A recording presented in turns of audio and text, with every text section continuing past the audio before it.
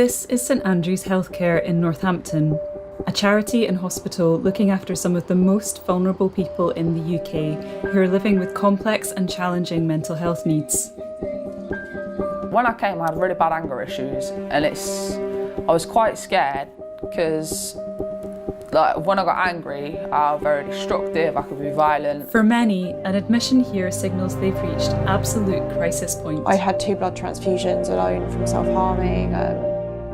I was in and out of A&E for swallowing foreign objects and overdoses. I think I needed that restriction to kind of keep me safe. Most people at this hospital are detained under the Mental Health Act, and for some, they've simply not been able to access the long-term support they need to keep them safe and well in the community. When I first arrived at St Andrew's, I didn't really see a future. I was that depressed. I tried to take my own life several times. I almost succeeded a few times, but thankfully now I didn't. Patients who come here receive specialist care to support their rehabilitation, often taking months or years of dedicated hard work. But how much time is needed for effective recovery? This is the story of 3 young people recovering from life on the edge. They've allowed us the rare opportunity to film them as they prepare to leave hospital and start a new chapter of their lives.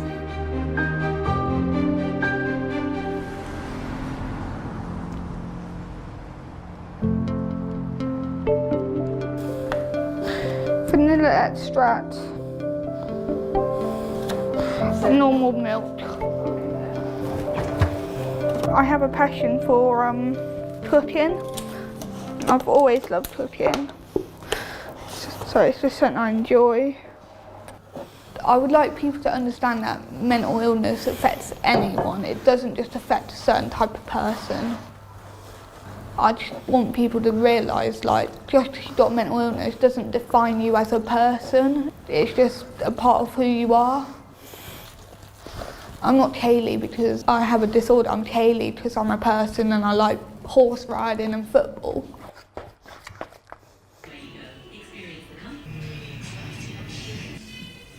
I've been at St Andrew's for 3 years now. I've been diagnosed with borderline personality disorder. Basically, it's through childhood trauma. You struggle to self-worth and you struggle to know your place in the world. And also voices and stuff. It's a dark place to be in when you first get it. When I first came in, I didn't want to get used to the staff just in case I had to move again. I've been in 5 different hospitals before I came here, so it was very unsettling.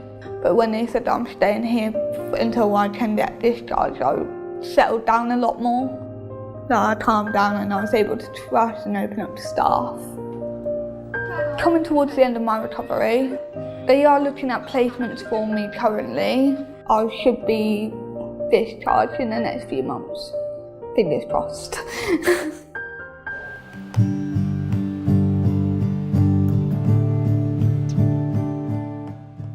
I wouldn't think about what I was doing or what I was saying.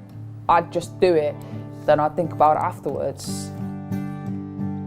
By the time I thought about it afterwards, I had already done what I'd done and I did a fair bit of damage. If I hadn't come here, I'd be dead or in prison by now because I had no control. If I was angry, that was it. I will have been at St Andrew's 2 years on the 24th of this month. I've got emotionally unstable personality disorder. I've got ADHD, which is attention deficit hyperactive disorder. I have PTSD, post-traumatic stress disorder.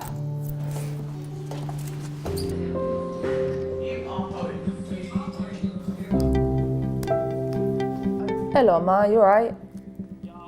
Good, just to let you know, I'm not going to see the place now till next Tuesday. I've been in and out since I was 14, so I've been in and out of various different amounts of hospitals and that. And this is probably it is genuinely one of the best I've been to, and it's one that's helped me most. Like I said, the day I get out, the day after I'm coming to yours, we're gonna have a nice dinner. Okay, we'll make a Sunday dinner. I'm at the point of where I'm ready to go now. I've been ready to go for a fair few months. Yeah, I do, Mum. For some people, it takes a hell of a long time to find the correct accommodation for them, for their needs. For me, luckily, the first place I got assessed by, I've been accepted, the funding's been accepted. There's someone in the flat that I'm going to, but they're vacating in about 6 weeks, which means I can then start doing the transition slowly. Bye. Oh, bless her.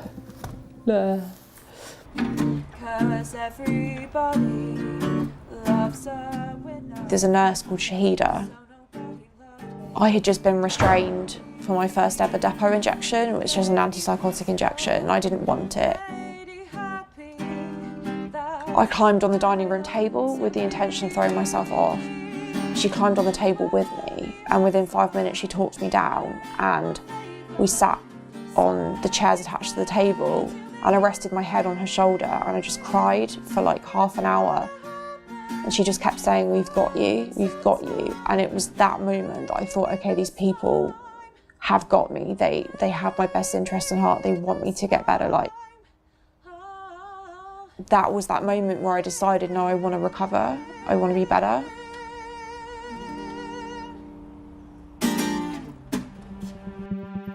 I've been at St Andrews 3 years now.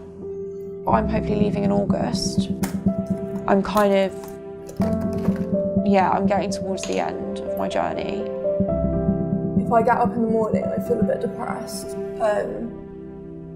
or I feel like I don't look nice or anything like that, like, it kind of makes me less motivated to get up and do stuff. But when I put makeup on and things, it makes me feel a bit better about myself. It makes me just function a little bit better as well. I have complex PTSD, OCD, bulimia and anorexia, but that's gone off, chronic depression, and I wouldn't say it's dissociative disorder, but I have like dissociative tendencies. When I first came here, I wasn't hopeful at all. I'd been in so many different placements and none of them had helped, and I kind of just thought, this is going to be another one of them things where I go somewhere, it doesn't work. But then when I got to know all the staff, all the patients, I had this renewed hope for life, that I could have a life and it might get better, and that's down to this place really. And for me, it wasn't until about a year and a half in that I did feel that hope that things might get better. I spent a long time kind of fighting against the system, misbehaving every day, and like, and when I say misbehave, I mean self-harm, because I didn't trust it. I'm a lot better than I was. Going through a little bit of a rough patch, but like, it's always up and down, like recovery isn't linear. One of the massive things people need to remember coming into here is just trust the process. Because so many people that come here are on their last chance kind of thing, like this is it, or I'm going to end up dead, or I'm going to end up in a long-time care facility.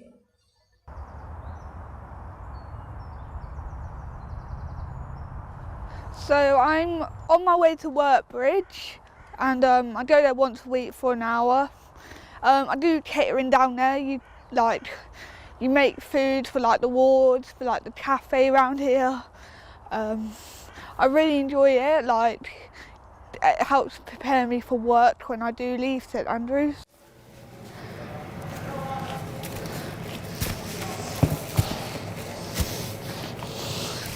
So how's your week been, Ben? Yeah, it's been great. Busy. Yeah. As always. That doesn't surprise me. We all think about our futures. When you're first really ill, you don't want to think about your futures. But when you get to a point that you are going to be discharged, you do think a lot about your future, like what you want to do, like do you want to go to college, what work do you want to do and stuff like that. I want to get out, I want to become a chef, go to college and just build a life for myself. I feel like it's where I belong, like doing catering. I feel happy, like I feel normal. I met Kayleigh actually the first day she arrived. I have worked with her probably for the majority of her stay here. I am an occupational therapist, but I'm also trained as a dialectical behaviour therapist. And that's really teaching the ladies the skills that they've been struggling with. So we're going to go over, we've done before, haven't we? You must have done 3 states of mind a few times. So reasonable mind, wise mind, emotional mind. So what I want you to do is think about... DBT it's helped to slow my thought process down. It's also helped me think things properly through. It gives you tools to learn to deal with stress more. I've never had so much support in my life. They help you to learn to live with your disorders. Can you give me an example of one where you've been in emotional mind and you've made a decision where maybe actually if you're in wise mind you may have done something differently? When I've self-harmed before. Okay, yeah. Kayleigh was a very different person when she first came to us. She really struggled to manage her aggression, and we just don't see any of that now. She's really come a long way in managing that, and I think the DBT interpersonal effectiveness modules and probably the emotion regulation modules have really supported her in that. And if you had self-harm urges and you're in wise mind, what might you do? Use my skills and just talk to staff about how I'm feeling. Yeah. What DBT aims to do is to support patients. It's not a suicide prevention treatment, it's actually a treatment to support people to build a life worth living, and that's really what Kayleigh's done. She's been able to establish what her interests are again and get involved in them and know what she wants for herself for her future. So she's not going to go out into the community and exist, she's going to live a full life that's going to be meaningful and purposeful to her.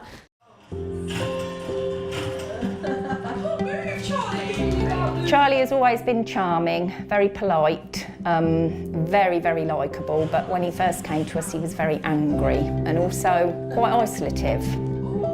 Being here has taught him better relationships, better interactions with others, so he's a lot more sociable than he was when he first came. How are you doing? I'm alright, thank you. How are you? Yeah, good, thank you. Fortunately for me, I've been here through your journey. You have, you came. So I've seen you at your worst and now seen you at your best. Yeah. Yeah, really proud of you, and you should be really proud of yourself. Thank you. Yeah, no, I never would have imagined I'd be where I am now. I never thought my anger would get sorted. I honestly thought that my anger would always be as bad as it was. Yeah. And it's not. Charlie's acceptance of health and also of his diagnosis has been gradual, and the way that it's going to impact on him going forward. With regards to that, he has had a realisation of how different his life can be if he just takes a few steps to deal with the way he interacts with others and to deal with his emotion. I do think it's important that when they leave a unit like this and either move on to another unit in a less secure environment or into the community, that they get a lot of input with sort of rehabilitation. Because if they're thrown straight into the community without that input, I think sometimes it can undo a lot of the good that has been done. I'm obviously will be really sad to see you go, but yeah, it's also a joyous discharge. How are you feeling? What? Are you feeling About excited, moving? Anxious? About moving, a whole host of different emotions, but very glad as well. And it's I'm back to me when I was not, I don't know how to explain it. Oh, fuck. I don't know Before you were... It's back to me before I had all my problems of self-harm. Yeah. For that. Yeah. So apparently I was quite a happy child. Yeah, I can see that. I think Charlie will cope very well. I can see Charlie being, a really successful discharge, and I really hope that that's the case. It's a really hard part of being in these places, is you have to say a lot of goodbyes. It's a massive loss on the ward, and you do miss them, and especially Charlie, I'm really going to miss him. On this ward, I've been here the longest out of everyone, so I've seen a lot of people come and go, and it does feel like, oh, when's it my turn? But I know it's coming, so. I was the consultant on the ward when Jo was admitted, so I've known her throughout her entire admission. She's been with us a long time, and not all of that time has been positive moving forward. There have been a number of events that have happened that she's found difficult. She's slid maybe back a bit, but nowhere near back to square one. Do you want to pop outside for a quick chat? Yeah. That'd be okay? Yeah. Cool. The minute patients turn up, we should already be thinking about how we're going to discharge them, where they're going to go to, what care they're going to need. Irrespective of their diagnosis, irrespective of the treatment, we've got to be thinking about moving them on out of hospital. Now, it's certainly a long-term process in terms of the treatment. The average length of stay on my ward is between a year and 18 months. So Jo has been with us a little longer than that, but that's the nature of an average. So we are getting to a time where we need to complete that trauma work, so we've been able to stabilise Jo so that she's well enough to do the trauma work, and then complete that and then move on. But that's really scary for Jo, as it would be for other patients. You're doing so well compared to when we first met, and keeping that faith all that time is quite hard. So knowing that we've got patients who've got very similar issues and very similar treatment, and they get better and they leave. And the nice thing is, you know, some of the girls who've moved on and they've turned their back on hospitals and they're out for good. Yeah.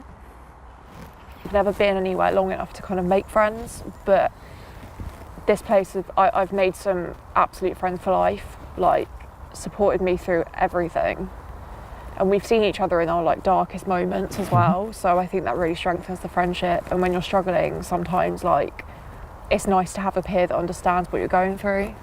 How does it feel when some of your friends are getting ready to move on? It's hard, yeah, it is hard. Like, I miss them a lot, but I know that they're going on to better things, so it's a really good thing for them. But it is hard being kind of the one left behind and being like, oh, when's my time going to be? I just want somewhere that's mine to call my own for a bit, and I don't feel like I've ever had that, so it's Well, I was going to hard. ask, have you ever had that? Has there ever been a stage in your life when you had your own front door and it's just you? No. Okay. So I can understand it's something you want to aspire to. Yeah. Yeah. It's a big jump from being in hospital 24/7 to having less staff and being by yourself. But I do think with the skills that I've learnt here and everything, that I think I can do it now. Like, I feel like I'd be able to do it. A CPA is a meeting that happens every 3 months. It just gives your home team and stuff a chance to hear how you're doing and like any updates on your recovery, such as mine. And now we're talking about discharge and placements, which I'm really happy about. So Kayleigh, what we'll do is we'll go around each member of the team, we'll give a brief update, but I think what we need to do is really think about basically how we're going to move you back in the community. I think that's really, I know that's what you want, so we want to do it in a very supported way. So Kayleigh identified what she felt she needed, and it is looking for supported living, 24/7 support, so somebody would be there all the day, all day, and a sleeping night. We felt that she didn't need a waking night, but a sleeping night would be good. And this is for a slow transition from hospital to community, because obviously it's going to be a big step. So that's really, really important, that it's going to be a slow transition. Yeah. That's really important. Yeah. But we're very near. Yeah. So overall, I'm really impressed with your progress. And from a medical point of view, you know what I think? I think you're ready to be discharged. A big well done from me. It's really well done, and actually I think you're so ready now, and I think it's time for you to take that step. Fly the nest. Yeah. We'd miss you on the ward, we'll really miss you. That one. Yeah, a lot better than I thought it was. Yeah. Do you feel better? Yeah. That's working out those lots of working those, you know, Yeah. so positive. It's just once they find the placement, then we'll say goodbye. Yeah. In a nice way. At first, before the meeting, I was really anxious. I felt like felt like I had a knot in my stomach. But as the meeting went processed, like I was getting more confident that I was doing well and that I am going to be like leaving soon. Leaving St Andrews is going to be hard. Like, I've been here quite a while and I've gotten close to the staff and used to the routine and stuff. The main thing I remember about St Andrews is all the fun I've had since I've been here and how I've recovered well from my illness.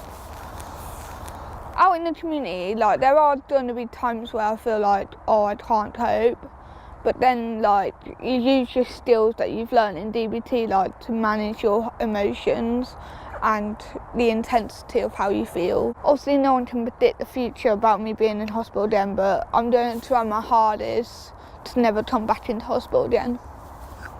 When I first came here, I hated people knowing I was in hospital, like, because I was worried that they're going to judge me and stuff like that.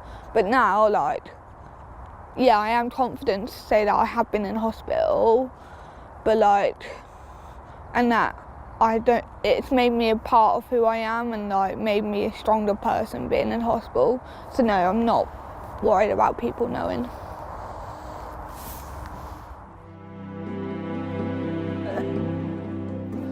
So today I'm going to visit my new placement. I'm anxious, I'm bricking it, but I'm excited. I cannot wait. I'm anxious, I think, because I've been in hospital so long, and also like going to see my new flat, that's going to be like my near future thing, isn't it? So, yeah. And guess what we're getting on the way back, or on the way there? McDonald's. Yeah, I'm back. There, I'm back. Give me some love. You have to have a bit.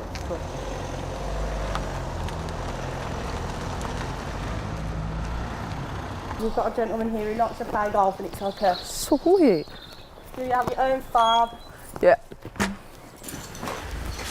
This is well nice.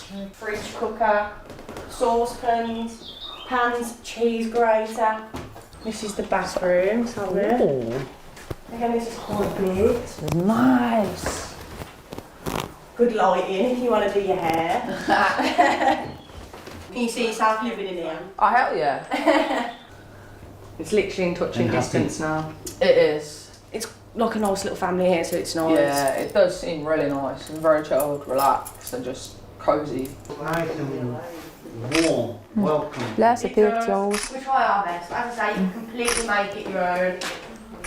Just down the road there's another lot shops, there's like hairdressers, barbers, Yes, mate. all within walking distance. Yeah. There's lots of nice walks around here that you'd like to go on, because I know you like walking. I like being out. Have you got any questions that you'd like to ask? With bloods and stuff, right? I'm terrified of needles. I hate needles. Okay. Would someone come with me? 100%. We all do that anyway. A lot of the guys like support out in the community and to appointments. Yeah. What about the residents, what they do as activities every day by day? Well, there are things as a company that they do, so there's like karaoke nights on Zoom, there's like quiz nights on Zoom. I don't know if it's nights, it's in the daytime, so but you know what I mean. There's lots of things really, we try and keep everyone as engaged as possible, but it's only really what they want to do, we can't. Yeah, I'll stay here now, goodbye.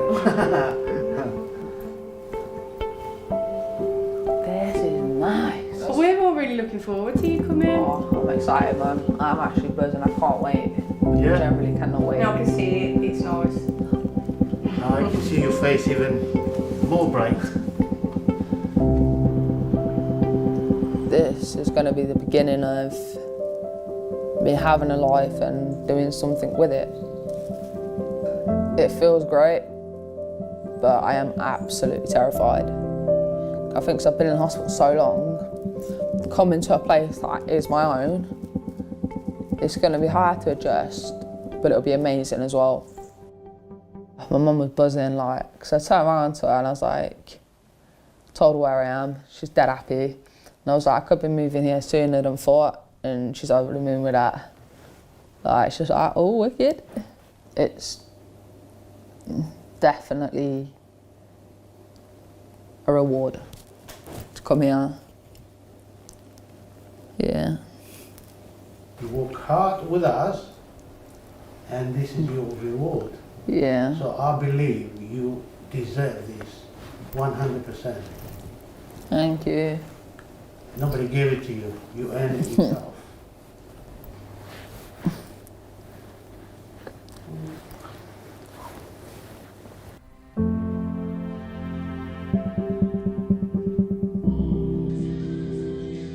This is probably the safest I've ever felt anywhere in my life. I had a lot of trauma growing up with my birth mum and things like that, so I've never really felt safe anywhere, but I do feel safe here, and I don't want that sense of safety to go, but I think I can create my own safety in the community, somewhere that's my space, my own. The last few weeks have been really hard. As a ward, we've been in isolation, well, in and out of isolation, to be honest. And that means lockdown, so no going out, anything like that. And we've got 1 or 2 patients on the ward who are very, very unsettled and are having kind of self-harm incidents. So it's been quite a difficult few weeks, to be honest. But I am looking forward to getting out in August. I can finally see kind of the light at the end of the tunnel, if you want. Like, yeah, the end is coming for me. Finally, after like nearly 4 years. My discharge is nearly there. It's just frustrating being in it all the time. I'm very nervous because I've spent a long, long time in hospital, many years. But I'm also really excited for the future. I'm hoping to go to college to do my psychology access course, and eventually I want to train as a trauma and EMDR therapist for young people and work in CAMS. So I'm excited to kind of get that going and do some volunteering, maybe for Childline or things like that, to get some work experience. There's a lot of exciting things. I'm hoping to get a PTSD service dog, hoping to get my own self-contained flat.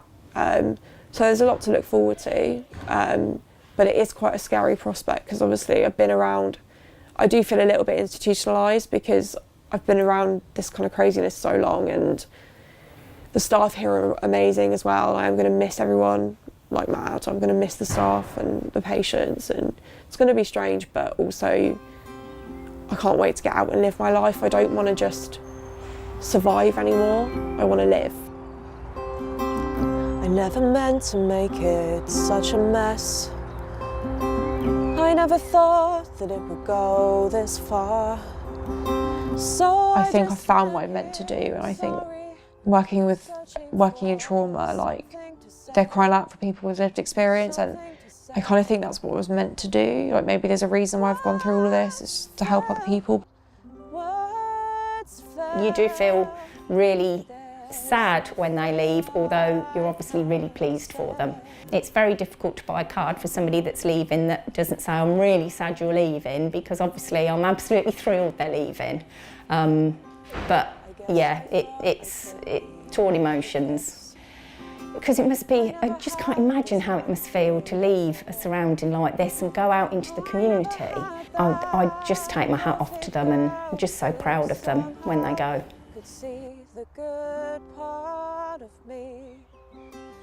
There's loads of moments that I look back on and think, this is why we do our job. Loads and loads, all the time actually. And I think that's why I love my job so much, and I think that's why the team come in every day and stay motivated. There are days where there's challenges, but the successes completely override that. We have seen a great deal of change in stigma. I think as a society we're more willing to be open about it, which I think is really helpful. And I think stories like this about ladies who can engage in treatment that is really effective and helps them get better will help further to destigmatise some of the stuff around mental health.